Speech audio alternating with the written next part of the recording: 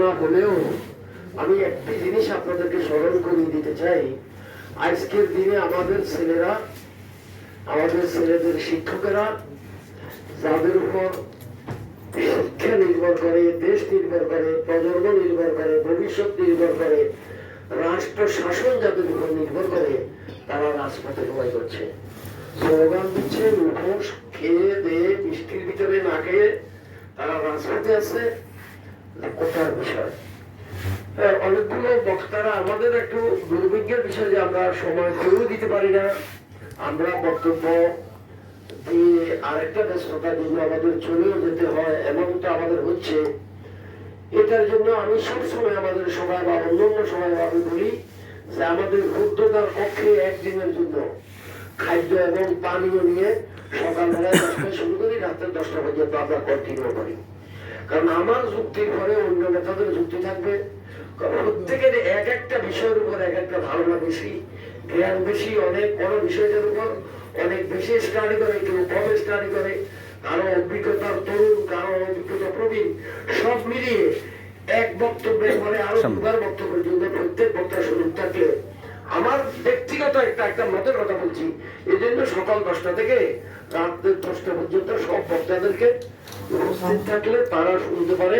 তাদের থেকে আমরা একবার শুনেছি, আবার পরবর্তী যুক্তিতে কাউন্টার যুক্তিও তাদের কাছ থেকে আরো সুন্দরভাবে আসতে পারে, সেটা গ্রহণ করা যেতে পারে। এই জন্য আমাদের 60-এর দশকে আমরা যেগুলো দেখেছি যে আমরা ট্রেড ইউনিয়ন করতাম, আমি ট্রেড ইউনিয়নের জন্য আমরা এক একটা বৈঠকের নীতি নির্ধারণ করতাম 7 থেকে 12 ঘন্টা, 10 ঘন্টা, 16 ঘন্টা। কারণ আমাদের সকল বিষয়গুলো আলোচনার প্রয়োজন থাকতো, আমাদের যুক্তি আসতো, যুক্তি আমরা পরিবর্তন করতাম, এরকম একটা সিদ্ধান্তে আমরা পৌঁছতে পারতাম। কিন্তু আজকে আমরা যুক্তি দিতে পারবো না। সবচেয়ে বড় প্রশ্ন যেটা আমাদের দুঃখের বিষয় বলতে হচ্ছে, আমার বক্তব্যের আমি বলছিলাম যখন এখানে এই আলোচনাটুকু হচ্ছে, তখন আমাদের ছেলেরা শিক্ষকরা রাজপথে কেন? তাদের দাবি কোটার বিষয়ে আমাদের এখানে মঞ্জুবা চলে গেলেন, আমি তাকে ধন্যবাদ জানাই। আমি কারো তবুও উনি চলে গেছে, কথাটা আমাকে বলতে হচ্ছে। উনি কোটার কথা বলছে। পাকিস্তান আন্দোলনের জন্য মুসলিম লীগের নেতৃত্বে ভারতবর্ষের 1 কোটি লোক মারা গেছিল। অনেক মিটিং এ আপনাদের বলেছিলাম, আজকে আবার স্মরণ করে দিই, আরো 5 মাস 10 দিন 5 দিন বসে থাকলে আমার হাতে মাইক আসলে আমি কথাগুলো বলবো যে ভারতবর্ষ বিভক্তির জন্য যখন ভারতবর্ষের মুসলমানেরা নিগৃহীত হয়েছিল, যখন কষ্ট পাচ্ছিল, যখন তাদের অস্তিত্ব বিপন্ন হচ্ছিল, যখন ভারতবর্ষের মুসলমানেরা, আমাদের 3 সাংবাদিক মারা গেছেন তো 2-3 বছর আগে খুব সম্ভবত, তিনি লিখেছেন যে ভারতবর্ষ বিভক্তির জন্য 1 কোটি লোক মারা গিয়েছিল। এটা কোন দিকে আনছে আমি না। সুতরাং ভারতবর্ষ মুসলিম লীগের নেতৃত্বে 1906 থেকে 47 বছর, 47 পর্যন্ত 41 বছর এই অঞ্চলের মানুষ, আমাদের বাপেরা, ওই যে আমাদের কাউন্সিলর ভাই বললেন করতেন, এভাবে আমাদের সকাল আমার আব্বা করতেন বলেই আমি করি, বেশিরভাগ আমি এটা ধারণ করি। আই বিলিভ যে আমার আব্বা ভুল করেননি, আজকে সেটা আমার কাছে প্রমাণিত। কারণ এখানে কাটাতা রেলওয়ে আসছে, সীমান্তের প্রশ্ন আসছে, করিডোরের প্রশ্ন আসছে, ট্রানজিটের প্রশ্ন আসছে, ভারতকে দেওয়ার প্রশ্ন আসছে। এই কারণের জন্যই তারা সেদিন আমাদেরকে যা বলেছিল তারা সঠিক কথা বলে গেছিল। সত্যিকার অর্থে কোটার আন্দোলনে আমাদের ছেলেরা এবং শিক্ষকেরা রাস্তায় ওই 47-এর স্বাধীনতার জন্য মুসলিম লীগ সরকার যখন করেছিল, তারা কি কোনো কোটা দিয়েছিল? তারা কোনো কোটা নিয়েছিল কিনা? আমার এখানে অত্যন্ত সম্মানিত ব্যক্তিরা আছেন, প্রফেসর সাহেবরা আছেন, গবেষকেরা আছেন, বিজ্ঞ দগ্ধ রাজনীতিবিদেরা আছেন, তারা বলুন যে পাকিস্তান 47-এর পরে মুসলিম লীগ সরকার এই যে তাদের লোক মারা গেছিল লক্ষ লক্ষ, তার বিনিময়ে তারা কোনো কোটা গ্রহণ করেছিলেন কিনা? সুতরাং মুসলিম লীগের সাথে অন্য কারো কম্পেয়ার করে কোনো লাভ হবে না। নেভার! আমরা বিশ্বাস করবো না, আমরা গ্রহণ করবো না যে আমাদের সাথে আমাদের বিরুদ্ধে প্রশ্ন আছে।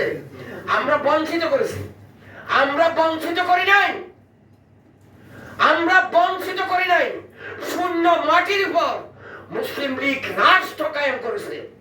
সমস্ত সৃষ্টির 80% সালাম সাহেব বিরুদ্ধে আন্দোলন করছি, বাট বিলিভ ইট, যে মুসলিম লীগ কোনো বৈষম্য করে নাই, সামান্য মাটি এবং জঙ্গল কেটে ঢাকা শহর তৈরি করেছে, রাজধানী উন্নয়ন করেছে, সংসদ ভবন বানিয়ে দিয়েছে মুসলিম লীগ। মুসলিম লীগের সাথে অন্য কোনো কিছু, কারণ যে জিনিসটা আমি আজকে করবো সেটা আমার নাতিরাও করতে পারে, তার জন্য আমি অহংকার করবো নটায়। কিন্তু ভুলে গেলে চলবে না যে মুসলিম লীগ একটি ইতিহাস, মুসলিম লীগ একটি দর্শন, মুসলিম লীগ একটি রাজনৈতিক দল। মুসলিম লীগ সৃষ্টিতে বিশ্বাস করে, মুসলিম লীগ ধ্বংসে বিশ্বাস করে না। কোনদিন মুসলিম লীগ কোন ধ্বংসের রাজনীতি করে নাই। সুতরাং আজকে দেশ এবং জাতির এই চরম দুর্দিনের ছেলেরা এবং শিক্ষকেরা রাজপথে আমরা দাবি করছি, এই সেমিনার থেকে ছোট গদ থেকে দাবি করছি, এইটাই পতনের একমাত্র লক্ষ্য হবে। এই কোটা পদ্ধতি শেখ হাসিনাকে ধ্বংস করে দেবে। কারণ প্যানেলের উপরে আলো দেখা যাচ্ছে শেখ হাসিনা যাদেরকে 3 বার 4 বার 5 বার 6 বার প্রমোশন এবং ডবল প্রমোশন দিয়ে ভাইস চ্যান্সেলর তৈরি করে দিয়েছে, তারা রাজপথে চলে আসছে। আজকে তারা রাজপথে গত 5 দিনের মধ্যে কোনো সমাধান দিতে পারে নাই, সম্ভব নয়। দেশের সমস্ত টাকা খেয়ে ফেলেছে তাদের প্রভিডেন্ট ফান্ড। সকাল থেকে 30 বছর 25 বছর 20 বছর একটা প্রাইমারি স্কুলের শিক্ষক থেকে ইউনিভার্সিটির ভাইস চ্যান্সেলর পর্যন্ত বৃষ্টি বাদল উপেক্ষা করে যারা একটা নাস্তা না খেয়ে অনেক শিক্ষকেরা ঘর থেকে বাইরে হয়ে তার ক্লাসের টাইম চলে যাচ্ছে, শিডিউল করা টাইম তো থাকে। এই শিক্ষকেরা রিটায়ার করার পর যাদের টাকা পাবে না, টাকা পাবে কত বছরে? সে সিস্টেমে দিতে চাচ্ছে। ওই শিক্ষক মারা যাওয়ার পরে তার নাতিও সে টাকা নিয়ে শেষ করতে পারবে না, ব্যাংকে ব্যাংকে ব্যাংকে ব্যাংকে টাকা দেবে। যারা চাকরিজীবী তাদের একটা ইচ্ছা থাকে যে আমার শেষ জীবনের এই টাকা করে দিয়ে আমার ছেলেকে বিদেশ পাঠাবো, অথবা একটা প্লট কিনবো, অথবা ছোট্ট একটা জায়গা কিনে বাড়ি করব, আমার মেয়েকে বিয়ে দিব, এরকম অনেক আকাঙ্ক্ষা থাকে যারা চাকরিজীবী। এই চাকরিজীবীদের টাকাটা যে ফান্ড গুলো ছিল বিভিন্ন ইনস্টিটিউশনের, বিভিন্ন কর্পোরেশনের, বিভিন্ন সেক্টরের সমুদায় টাকাগুলো শেখ হাসিনা আইন করে রাষ্ট্রের অভ্যন্তরে নিয়ে গিয়ে খেয়ে ফেলেছে। আজকে জাতি দেউলিয়া, সমস্ত ব্যাংক দেউলিয়া, উন্নয়ন বলতে কোনো শব্দ নেই। এর মধ্যে ভারতকে আবার করিডোর দেবেন। আল্লাহ আপনাকে হেদায়েত করুন, আপনি করিডোর দিয়ে বাস্তবায়নে বাংলার মাটিতে করতে পারবেন না। একটি মাত্র কারণ, আপনি যে চাতুরি করেছেন 2018 সালে আমরা বলে দিই নাই, কোন দেশ বলে নাই, কোন দল বলে নাই, কোন রাজনৈতিক ব্যক্তিত্ব বলে নাই যে আপনি কোটা কথা সম্পূর্ণ বাতিল করেন। যে ছাত্র আন্দোলন করছে তারাও মেনে নিয়েছিল যে একটা আংশিক কোটা, এটা 5% হতে পারে, 10% হতে পারে, 8% হতে পারে। আপনি 56% পর্যন্ত রিজার্ভ রেখে দিয়েছেন, মেধাকে প্রশাসনে শূন্য করে দিয়েছেন। আজকে বেনজির আমাদের তৈরি করে না, বেনজিরের জন্য আপনি অহংকার করেছেন। কে কি সমস্যা কি? বেনজিরকে কে তৈরি করে দিয়েছে? সেদিন কিডন্যাপ করেছে, সেদিন হত্যা করেছে, সেদিন মানুষ চলে গিয়েছে, যেদিন সমস্ত জনগণকে মাটির সাথে নিষ্পেষিত করে দিয়ে আপনি রাষ্ট্র ক্ষমতায় অহংকার করছেন বেনজিরকে নিয়ে। আজকে বলছেন সে আপনার লোক নয়, সে আপনার কেউ নয়। ছাগল তো আমরা বানাই দিই নাই, সে লোক ছাগল এনেছে বিক্রি করতে, সেও আপনার লোক। সে কেটে গিয়েছে, সেও আপনার লোক। আজকে আসাদুজ্জামান থেকে শুরু করে এরকম 500 লোকের লিস্ট আছে বাংলাদেশে, যাদের কথা ইতিমধ্যে প্রকাশ হয়েছে, সংবাদপত্রে আসছে।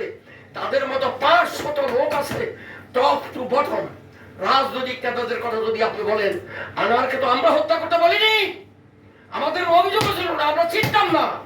আজকে বাংলাদেশের একজন সংসদ সদস্য ভারতের কুয়েতের কারাগারে, এখনো বোধহয় তার মুক্তি হয় নাই, জামিনও হয় নাই। আপনার সংসদ সদস্য আরেক দেশের কারাগারে, আপনার এই সংসদের সদস্য আজকে ভারতে হত্যা করে ফেলছে, তার মাংসের টুকরা পর্যন্ত আপনি পাচ্ছেন না, ভার পর্যন্ত পাচ্ছেন না। ভারতের মতো বিশাল দেশ, বাংলাদেশের সমস্ত গোয়েন্দা সংস্থারা পানি থেকে মাটি পর্যন্ত সব ঘুরে ফেলেছে, তার এক টুকরো হাড় মাংস পাচ্ছেন না। যারা হত্যা করেছে, অভিযোগ আসছে, কারাগারে আছে, তারা আপনার লোক। যে মারা গেছে সে আপনার লোক, বেনজির আপনার লোক, আসাদুজ্জামান আপনার লোক। এই সকল লোকদেরকে দিয়ে আরো 500 লোকের নামে ভাসতেছে বিভিন্ন ইথানের মধ্যে। এই লোকগুলো তো আপনি তৈরি করছিলেন, সমস্ত দেশকে দেউলিয়া করে দিয়েছেন।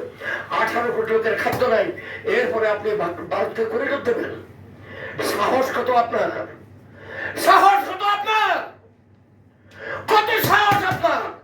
ট্যানেলের ওখানে আলো দেখা যাচ্ছে যে শিক্ষকদেরকে 7 বার প্রমোশন দিয়েছে, তারা আপনার বিরুদ্ধে রাজপথে আছে। নতুন করে তাদের সাথে হিল্লা করে আবার সংসার করবেন, আবার তাদেরকে বিসিতে ফিরিয়ে নেবেন আপনি, এটাও জনগণ দেখবে না, দেখবে না। সুতরাং জাতির চরম দুর্দিন, দেশের সার্বভৌমত্ব স্বাধীনতার চরম দুর্দিন, ভারতকে করিডোর দেওয়া হচ্ছে। আপনার মেমোরেন্ডাম অফ আন্ডারস্ট্যান্ডিং করেছেন ভারতের সঙ্গে। এই অবস্থা থেকে উত্তরণ করে এই জাতিকে ভাবতে হলে আপনাদেরকে আসতে হবে। আমি অভিনন্দন জানাই, আমি অত্যন্ত শ্রদ্ধা সম্মান করি সালামকে। আমি সবসময় ওনাকে অনেক শ্রদ্ধার সঙ্গে দেখি, উনি সৎ মানুষ, অনেক মানুষ। আপনাদেরকে একটা জায়গা বাদ দিয়ে মুসলিম জাতিসত্তা, মুসলিম লীগের মিনিমাম আদর্শ বাদ দিয়ে এবং শহীদ রাষ্ট্রপতি জিয়াউর রহমানকেও প্রতিষ্ঠিত করেছিল, সমস্ত মেধা দিয়েছিল মুসলিম লীগের তদানীন্তন সেক্রেটারি জেনারেল শাহ আজিজুর রহমান, যিনি আমার এক সময় নেতা ছিলেন। আজকে তার বিদেশ যাত্রা আমি যেমন করছি, আমি সবসময় করি। আমরা বলি যে মুসলিম লীগের দর্শনকে বাদ দিয়ে বাংলাদেশ থেকে ফ্যাসিস্টের পতন সম্ভব নয়। মুসলিম লীগের 41 বছরের অভিজ্ঞতা এবং ট্রেনিং ছিল বলেই সেদিন ভারতবর্ষের কংগ্রেসের মতো নেতা, জওহরলাল নেহরুর মতো নেতাদেরকে মাটির সাথে মিশিয়ে দিয়ে মুসলিম লীগ ভারতবর্ষ ভেঙেছিল বলেই আজকে স্বাধীন সার্বভৌম বাংলাদেশ। সুতরাং মুসলিম লীগ ছোট পরিসরে আছে, আরো ছোট হয়ে যেতে পারে। এমন দিন মুসলিম লীগের দিয়েছিল, মুসলিম লীগ জানে 1906 সালের পরে কেলকাটাতে কফি বাড়তি ছিল না। মুসলিম লীগের ইতিহাস পড়তে হবে, জানতে হবে, ধারণ করতে হবে। কফি বাড়তি জ্বালাবার জন্য কেরোসিন সংগ্রহ করতে পারে না। এক ইতিহাসে আমি পড়েছিলাম যে একজন 1 আনা ফাঁকা দিয়েছিল, 1 আনার কেরোসিন ঢেলে মুসলিম লীগের ওই কফি বাড়তিতে, এটাকে স্যালাড বলতো, আপনারা কেমন জানি না, এরকম বাড়তি দিয়ে অফিস করতে হয়েছিল। অত দুর্দিনও মুসলিম লীগে দিয়েছিল। একটা সময় মুসলিম লীগ কেটে উঠেছে, কারণ মুসলিম লীগ মুসলমানদের অধিকারের জন্য ভারতবর্ষে 500 বছর লড়াই করেছে। আমরা নবাব সিরাজউদ্দৌলা, নবাব সলিমুল্লাহ বংশধর এবং তাদের আদর্শের প্রতি আমরা এই আদর্শটা ধারণ করি। একটি মুসলিম লীগকে তার বিরুদ্ধে কোনদিন টাকা চুরির অভিযোগ আছে নাই, রাষ্ট্রীয় সম্পদ আত্মসাতের অভিযোগ আছে নাই, 2 মণ গম চুরি করার অপরাধে আমি যে ইউনিয়ন পরিষদে জন্মগ্রহণ করেছিলাম, সেই ইউনিয়ন পরিষদের অত্যন্ত প্রভাবশালী স্যারকে গ্রেপ্তার করা হয়েছিল। তার নাম আব্দুল মালিক মিয়া এবং তার ছোট ভাই আব্দুল হক কলকাতা সিটি কর্পোরেশনের সচিব ছিল, জাতীয় পরিষদে কন্টেস্ট করেছিল এবং বাংলাদেশ স্বাধীন হওয়ার পরে শেখ মুজিব তাকে টেক্সটাইল কর্পোরেশনের দায়িত্ব দিয়েছিল। তার ভাই, এরকম থাউজেন্ডস অফ ডিস্টেন্স আমাদের আছে।